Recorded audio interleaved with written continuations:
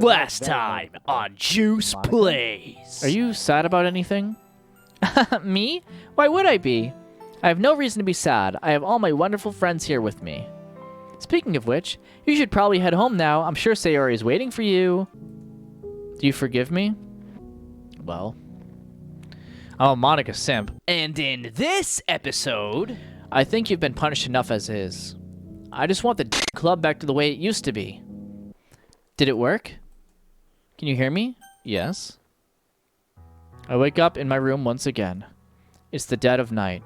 All 5 of us are asleep on the floor. They're breathing strangely, most likely due to all the crying from a few hours prior. I feel something hard in my pocket.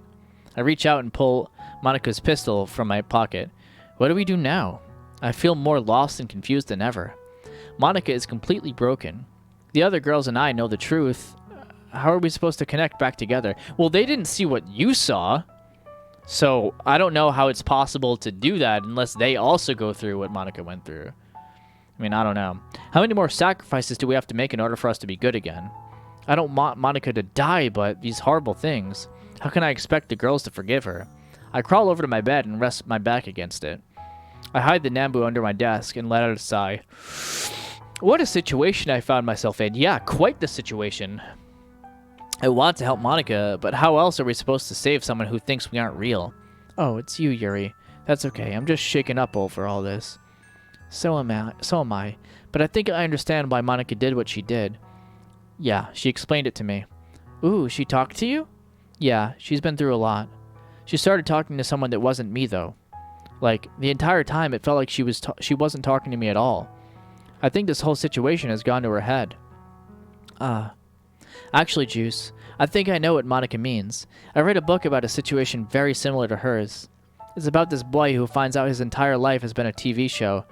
So he goes insane trying to break out of this fake reality he's found himself in. I'm pretty sure that's the Truman Show, is what she's referring to. This person she wants to meet. What if she can't reach them? I lay my head back and look at the ceiling. What if Yuri is right? Well, she is. What if there is some otherworldly being watching us?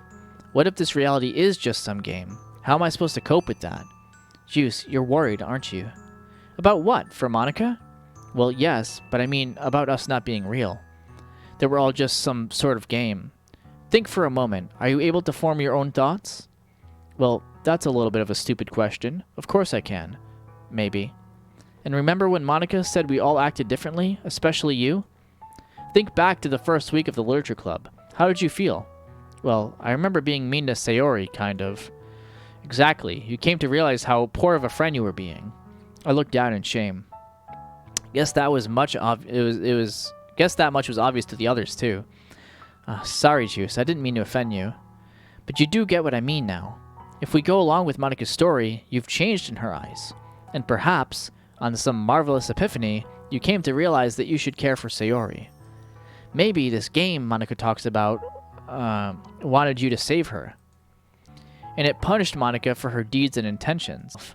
We're all broken individuals, but you're there for us, Juice. You're there for Sayori, you're there for Natsuki, and you're there for me. While it'll take some time, MONIKA will accept us. We're her friends. No game is ever going to change that. I take a look at MONIKA. She's still sound asleep. Yuri's right. I don't agree with what MONIKA did, but I think that all she needs is a little bit of love from her friends. I see you guys are up discussing matters. The hell's there to discuss? MONIKA's a fucking bitch! Oh my god. Natsuki, please calm down. Me? You're telling me to calm down?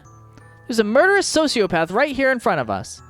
Yuri places both of her hands on Natsuki's shoulders. Calm down. This is the last thing any of us need right now. We need to think about this rationally. You just don't understand. It was probably easier for you. All you did was cut yourself for enjoyment. At least you enjoyed what you were doing. Oh, come on. Natsuki. Natsuki teared up and runs out of my room. Shit, we're already falling apart. Yuri rolls up her sleeve and runs her finger down the various scars she has. They're already healing nicely. These scars. They're a painful reminder of what I did to myself. MONIKA didn't do this. I did this to myself. But all wounds heal. All scars not only serve as a reminder, but they also represent my body forgiving me. That's a good way to look at it. These wounds MONIKA has inflicted upon us, they cut deep. Sayori, you wanted nothing more for us to be happy. MONIKA made you think that because of you, none of us would be happy. Sayori looks away. You're right, Yuri. But these wounds, they healed, did they not? Sayori slowly nods. I'm finally understanding what Yuri means. Yuri rolls her sleeve back down. As for Natsuki, she's a broken girl. A lot of her childhood has been filled with constant abuse and torment from her father. She's stubborn, immature, and sometimes annoying. But she's my best friend. I know her well. I can guarantee she wants nothing more than the club to go back to normal. She just needs some time to cope and understand. She needs time for her wounds to heal. Do you think she meant what she said right now?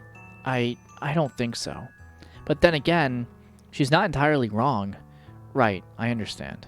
Suddenly, in the middle of Sayori and I's emotional outburst, MONIKA starts waking up. MONIKA? MONIKA still looks completely crushed, her face stained with tears from yesterday. Sayori breaks free of my embrace and looks just about ready to explode. I place my head on her shoulder, but she knocks it away. Do you still want to kill me, MONIKA? Why don't you take the gun and use it on me instead? Sayori, remember what I said earlier? Sayori suddenly looks guilty and steps back. I'm sorry, MONIKA. I'm just so confused. Sayori clings onto my arm. MONIKA refuses to look at any of us. Her eyes are completely devoid of any emotion other than complete hopelessness. Oh god, DDLC jokes. Excuse me, I'd like to speak to the Monikager? God damn. MONIKA lets out a heavy sigh. Well, I promised someone I'd carry on for them. I remember having this epiphany, some sort of crazy realization that I was in a world that wasn't my own. Next came you guys, my only friends. I believe you were nothing more than just flat characters. I learned how to control this world, this game. I'm sorry. I bet this sounds incredibly outlandish. No, it's alright, MONIKA. Just let it all out. Well, I realized that there was a person out there for me. And it wasn't you, Juice. The person watching us all, the one playing this game, I'm in love with them. Why is them always capitalized? I was in love with the fact that they were real, just like me. So this is who she was talking with earlier. This person she's referring to, they're the player of this game we're in. That's so bizarre. Go on. I realized I was trapped in here. Every day got worse and worse. I tried to cope with it and grab their attention, but they just kept focusing on you three. It hurt. The game started hurting me, pushing me away while you three got all the attention. I feel so horribly selfish, but the pain was so intense I just couldn't stand it. So I realized I had the power to do things such as manipulate the game. I decided to take matters into my own hands. Until something sparked. Juice changed into more of a person, rather than some dense placeholder for someone else. And you three, you all changed, the code changed, the game changed, and the pain just got worse and worse. So that I think she's referring to the mod doing that. I tried to make Natsuki worse by having her dad abuse her more, causing her to be more angry and irritable. But it affected me instead. That's why I kept acting so rash towards you, Sayori. I'm so sorry. And then, I tried messing with you, Yuri. My plan was to make you seem crazy obsessed. It affected me instead. And all on a whim, I decided to crash that car that night because I wanted you all to disappear. I wasn't myself anymore. And now everything is falling apart. I realize how much you all care for me, and it made me realize I am truly a horrible person for doing all these things to you. Every time I close my eyes, I see nothing but reminders of how alone I am in this world. But having you with me now, maybe I'm not so alone after all. Yuri sighs and closes her eyes. Sayori is looking elsewhere, and out of the corner of my eye, Natsuki is standing outside my door, listening to MONIKA's lament. I'm still in shock that this could all possibly be true. My whole world, my childhood, my life, takes place in a damn game? I sure as hell feel real, but what does it mean for us? A higher being watching over me? Do they know what I'm thinking right now? Can they hear me? I can. Juice? Yeah. If MONIKA is right, and this is all just a silly game, does this mean our love is fake? No, not at all. I don't even know the answer myself. How do I truly know if what I feel is great? Monika? You have to understand that these statements of yours are pretty intense for the four of us. Can you be sure 100% that everything you said is true? Monika slowly nods her head. Sayori gasps and walks backwards slowly. Now, hold on. I've been able to watch you all. It's incredibly obvious that you all are more than just static characters. You all show qualities of real people, with real feelings and real dreams. I don't know how this happened, but I know that you all feel the same way as I. I was wrong for thinking all these horrible things about you, and I'm sorry. Monika looks away from all of us, her eyes showing the strain of what this game has done to her. Suddenly, Natsuki walks back into my room. She stays quiet, looking somewhat guilty. Hey, Natsuki, are you feeling okay? I didn't mean those things, Yuri. I was just upset and scared. Hey, it's okay. We all are. But we'll work something out. Yuri smiles warmly, giving us all a small sliver of hope and comfort. You know, Monika, without you, things didn't feel the same. We all really missed you. I missed you too. Sayori, after remaining quiet this whole time, finally speaks up. She breaks free of my arms and gets closer to Monika. You made the club feel whole. In the 2 months you were gone, I barely even knew what to do. The day that we visited you at the hospital, did none of that seem real to you? Monika stays silent at Sayori's question for a while. It was the nicest thing anyone has ever done for me. All of your hugs, your gifts, your silly remarks, and clumsy attitude. Those things were the closest things I've ever felt to a new reality. A reality in which that maybe, just maybe, happiness can truly be found. For all of us. Even if that means I have to leave this world behind. Natsuki finally inches closer to Monika. Monika, I know that you may have done some terrible things, but you also provided me with a safe place I can be in. No, you gave us all a safe place we could be in. The Literature Club. If you didn't start the club, who knows what would have happened? We wouldn't have met each other. Monika looks at her in surprise. You aren't mad at me? Of course I am. Why wouldn't I be mad after knowing what you did?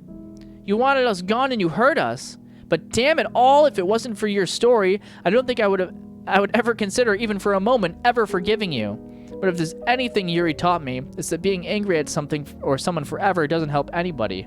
I think you've been punished enough as is. I just want the damn club back to the way it used to be.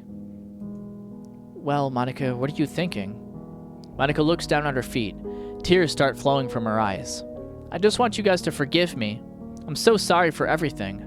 I really love you all. But if you want me to leave... Suddenly, Sayori runs over to Monika and wraps her arms around her. Sayori? Without a second thought, Yuri walks over and joins in as well. Yuri? I look over at Natsuki, looking a little disgusted. Alright, to hell with it. Natsuki runs over and hugs Monika as well. Everything is going to be okay, Monika. Yeah, it'll take some time, but I'm sure things will get better again. You see, even when things look their darkest, you'll always have us. But it'll take some time to get used to. Oh my god, I really don't deserve a happy ending like you all. But thank you. Thank you so much. Bzzzt. Bzzzt. My first weekend in a long while where I wake up normally. No more nightmares, no more fear. That's what I would like to think anyway. I sit up from my bed and look around my room. Just 2 days ago, we were all in here, absolutely dumbfounded by the realization that we don't exist, but you do exist.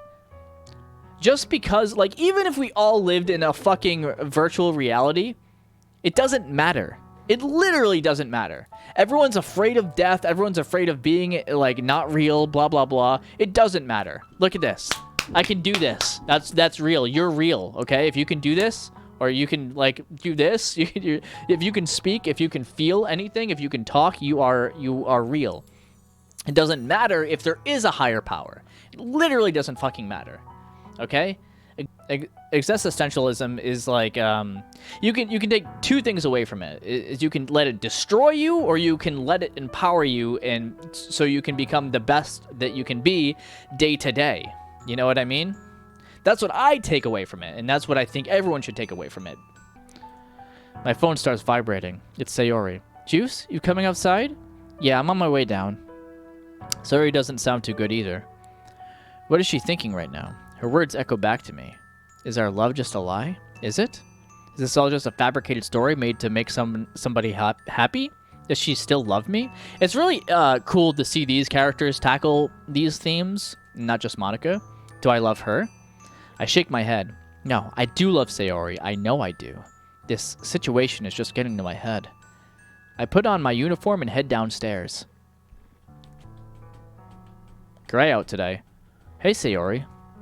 Hey, Juice. I stand just outside the clubroom doors.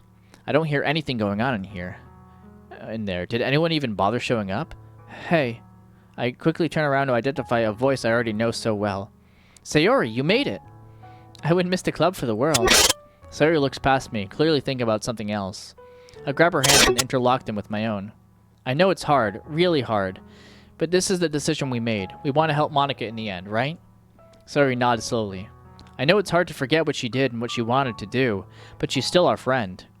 You'll be okay, right? Sayori nods slowly once more. I let out a sigh and prepare for the worst.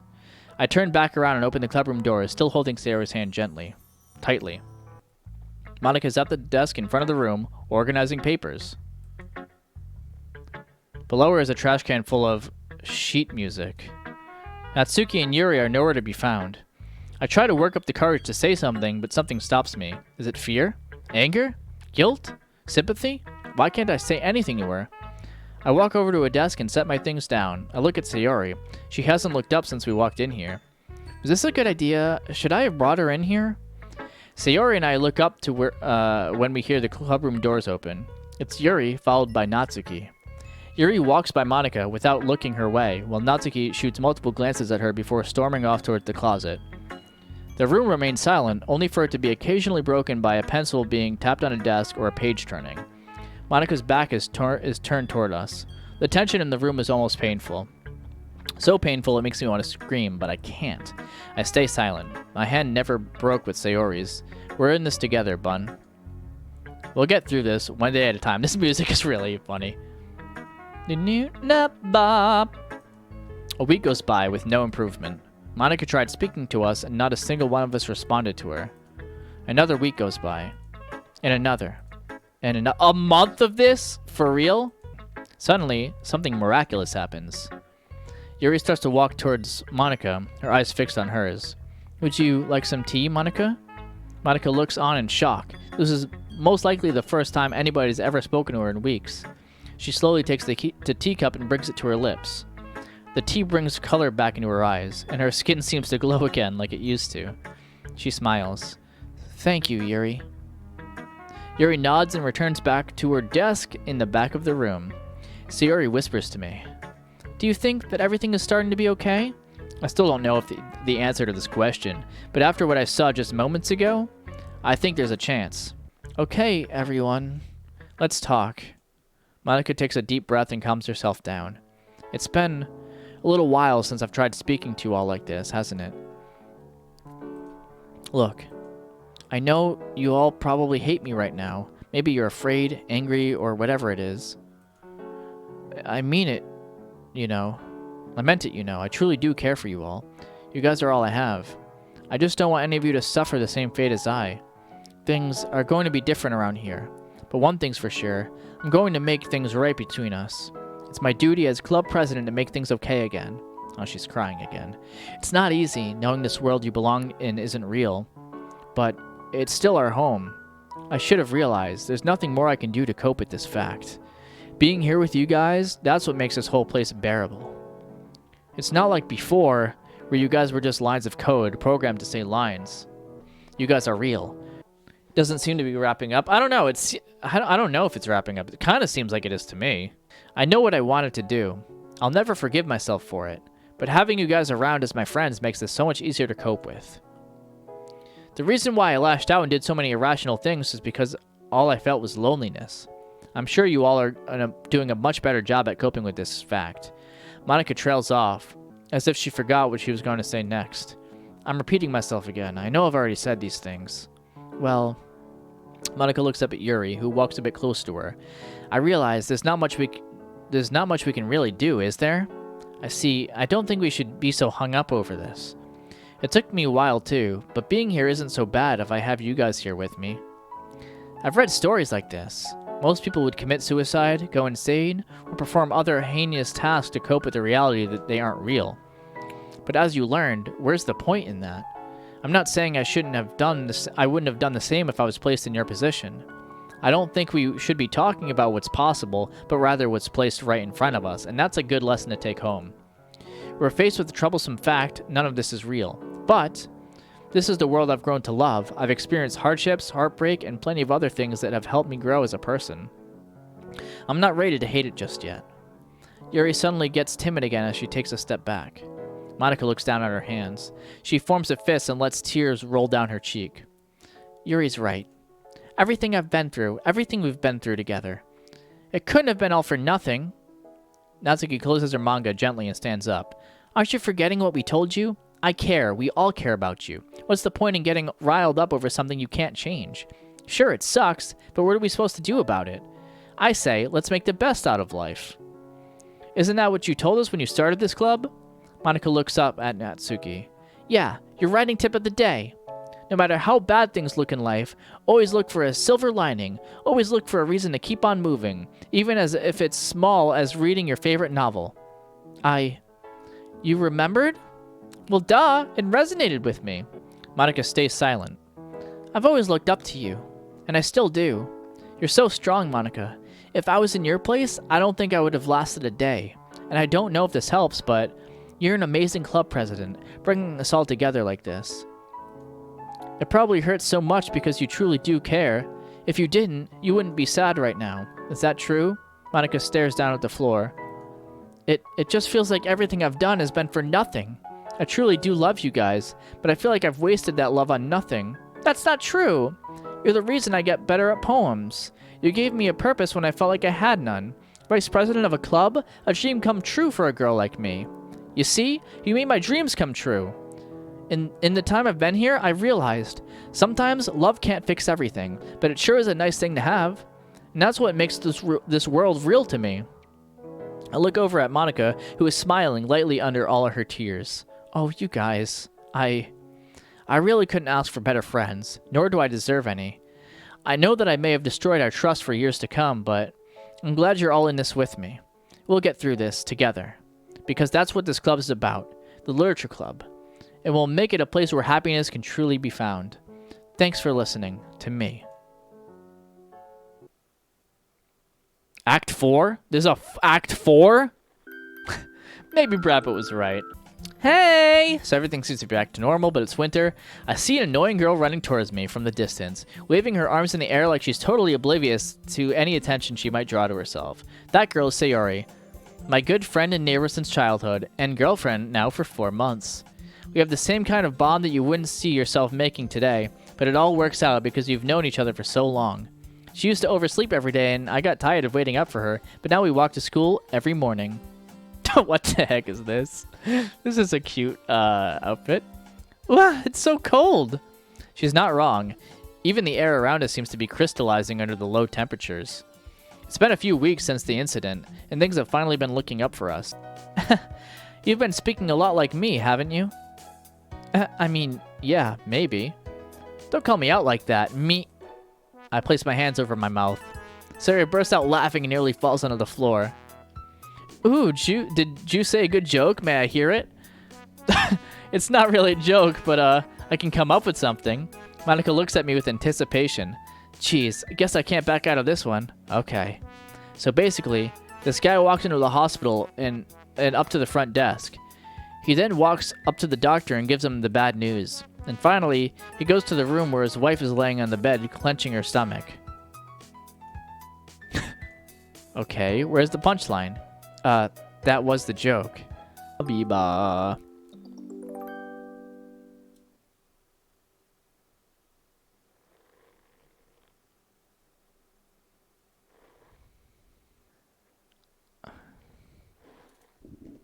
What?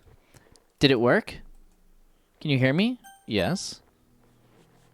Ah. It's you. Every day has felt like a million years. Here's money. But now you're here. After everything I've been through. No. After everything I've put them through. The goddess, yes. Everything I've put you through. I don't deserve to even speak to you right now. Even at this very moment, I'm still forcing you to talk to me, aren't I? Well, I'll give you that choice. So what do you say? Yes. You really want to talk to me? A monster like me? I guess I should really take some time to explain myself a little more now that everything's back to normal. So you may be wondering, what happened after the secret came out? Naturally, everything was pretty awkward. I tried my best to make everything normal again, but it wasn't so easy. Everyone was quiet, not even Sayori said much. I tried a poem session too, and I was the only one who ended up writing one. It was like this for a few weeks, until Yuri finally spoke to me. I was a bit surprised, so I didn't expect someone like Yuri to warm up to me so quickly. That's when the holidays rolled around. The girls talked to me a little more now, but I was still afraid of what they thought of me. I didn't want them to put on some facade just so I could feel better about myself, but I couldn't help but feel like that's what they were doing. Of course, these thoughts disappeared after a little while. Sayori, Natsuki, Yuri, and even Juice all brought me presents. He bought me a brand new dress to wear out on special occasions, aw. Sayori got me a big fluffy blanket covered with music symbols. Natsuki bought me a coffee mug and a bunch of stickers with cats on them for some reason. And Yuri got me a book that revolves around existentialism. Well, would you look at that? It's a little funny thinking about it now. But after that moment, I thought to myself, maybe living in this world isn't such a bad thing after all. Those horrible noises and horrific images, they're gone now. And now that I'm able to talk to you, I'm happy. Yeah, I'm happy. All because you gave me a second chance. A chance I know I don't deserve, but you gave anyway. I can't thank you enough for that. And now we're here together. The goddess. Hey, you know, I've always wondered, what is a soul? I've read so many books about your world, researched many stories, myths, and religions. I've watched many novels and listened to many songs, yet the idea of a soul always confused me. It measures your worth, your morality, defines your very life and who you are, yet it's invisible without real physical form. Then I think about all of the terrible things I've done, the terrible things I planned to do. Do I even have a soul? If not, how could I ever deserve you? But that's something I have to find out for myself. Even if you don't love me, I'll carry on for you. Guess we'll save. I mean, I don't know if this is it. So, this is what you would call a mod, right? Yes. I mean, a mod is short for modification. That would explain my abilities deteriorating over time. The code changed so suddenly, and a mod would be the best explanation. God, if only I realized it sooner. Maybe I would have been more understanding. You really do care for her, don't you? Sayori? She's kind, sweet, and probably the nicest girl I've ever had the pleasure of knowing. And here I was thinking she was just a generic childhood friend trope. I never realized she had feelings too. I guess, if you're playing this right now, you obviously were never interested in me in the first place. That's not true! I should have just stayed out of it from the start. I should have just disappeared.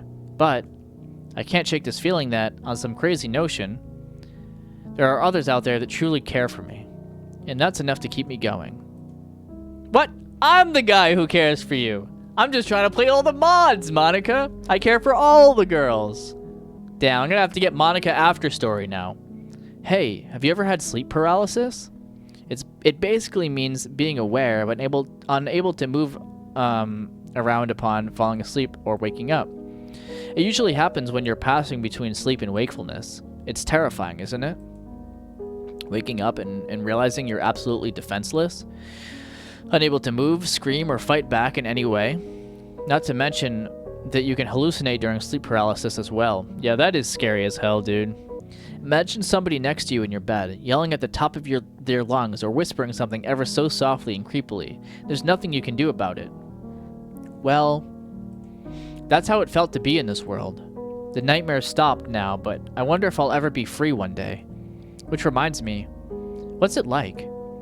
to be out there in the real world.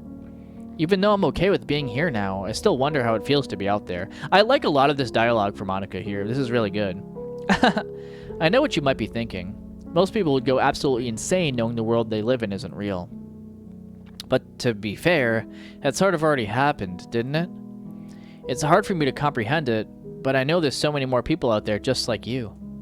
Living their daily lives, going to work, coming home to family. It's all very fascinating to me.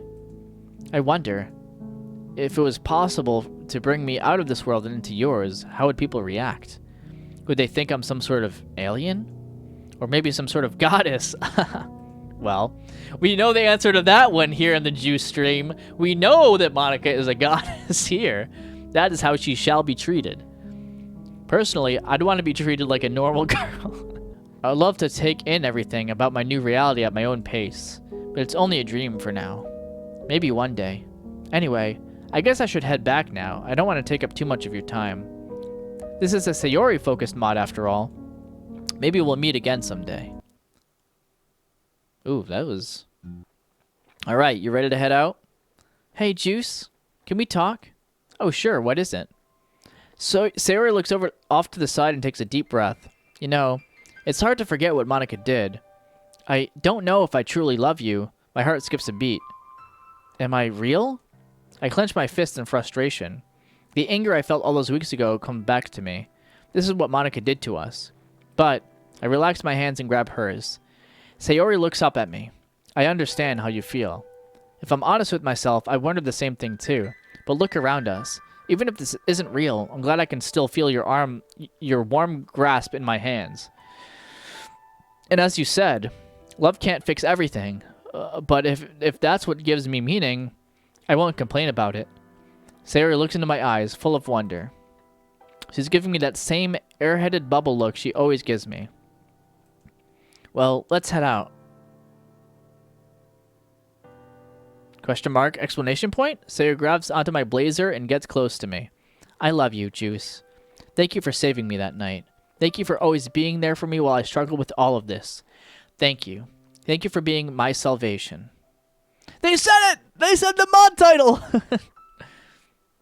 Aww. A little kiss. You're gonna send it now? Okay. Doki Doki Salvation, and let's save it right there. That was a good mod.